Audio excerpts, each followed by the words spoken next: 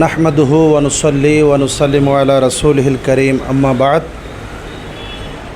Rajabia Nuria committee Bangladesh Chittagong মহানগরের উদ্যোগে আয়োজিত আগামী 23 আগস্ট শনিবার ঐতিহ্যবাহী চট্টগ্রাম মুরাদপুর এলজিডি ভবন কামরুল হাসান সিদ্দিকী মিলনায়তনে 1400 শতাব্দীর মুজাদ্দিদ আলা হজরত ইমাম আহমদ রেজা খাঁ ফাজারে বেরলভী রহমতুল্লাহ আলাইয়ের 107তম ওফাত বার্ষিকী উপলক্ষে আলা হজরত কনফারেন্স সফল করার লক্ষ্যে আজকের এই চট্টগ্রাম মহানগরের সাথে মত বিনিময় সভার সম্মানিত সভাপতি উপস্থিত আছেন আমার প্রাণপ্রিয় প্রধান অতিথি, আমার শ্রদ্ধেয় বিশিষ্ট ব্যবসায়ী জনাব নকশবন্দি হুজুর মুদ্দাজিরুল আলী।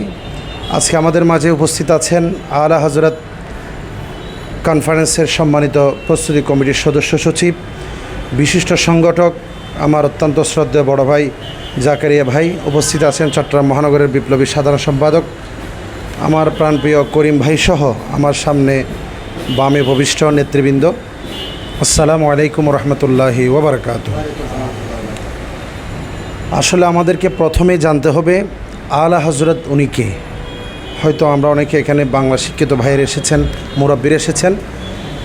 আলা হজরত উনি হচ্ছে এমন একজন নবী প্রেমিক, আজ থেকে 107 বছর আগে যার ইন্তেকাল হয়েছে। ইমাম আহমদ রেজা খাঁ ফাজালি বেরলভী রহমতুল্লাহ আলাই উনি প্রায় 1,500 কিতাব লিখেছেন। এমন কোনো বিষয় নেই যে বিষয়ে আলা হজরত কিতাব ধরে নেই।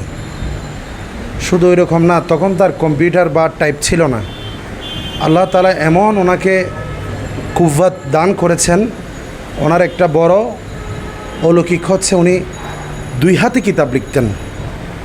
ওনার লাইফ যদি আমরা একটু দেখি, ওনার লাইফের সাথে যদি 1,500 কিতাব, এক এক কিতাব 1000, 1,500, 800, 400, 500, 600 পৃষ্ঠার কিতাব কীভাবে লিখেছেন? এগুলো যদি আল্লাহ প্রদত্ত